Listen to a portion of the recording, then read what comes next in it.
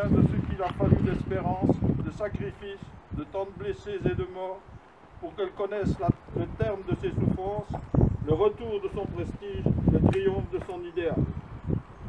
Devant les monuments aux morts, la France se souvient aujourd'hui de ses fils emprisonnés, torturés, abattus et de toutes ses victimes civiles.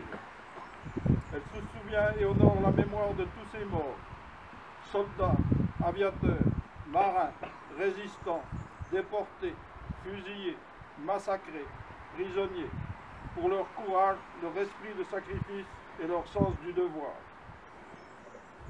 La France se souvient et rend hommage aux armées alliées dont l'engagement, en unissant leurs forces et les différents fronts, et notamment sur notre territoire, ont fait preuve de la plus grande abnégation.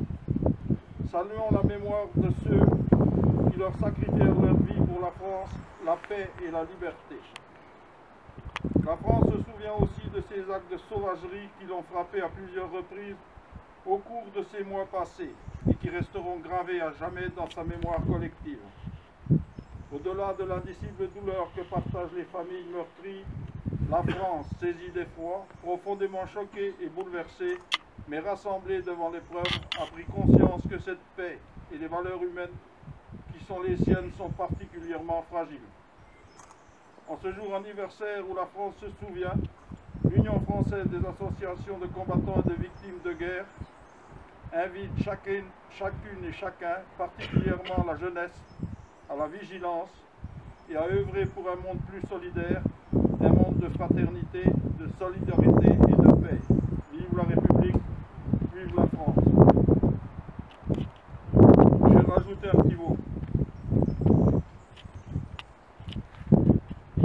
Un message d'unité. La grandeur d'un pays se mesure à sa capacité à regarder son histoire, à ne pas en cacher des éléments pour en glorifier d'autres qui seraient inutiles. C'est de prendre l'histoire pour ce qu'elle est, pour ce qu'elle nous apprend, pour le leçon qui convient, communément d'en tirer. Oui, de convoquer l'histoire, non pas pour nous diviser, mais pour nous réunir. La grandeur d'un pays, c'est d'être capable de réconcilier toutes les mémoires et de les reconnaître. Alimenter la guerre des mémoires, c'est rester prisonnier du passé. Faire la paix des mémoires, c'est regarder vers l'avenir.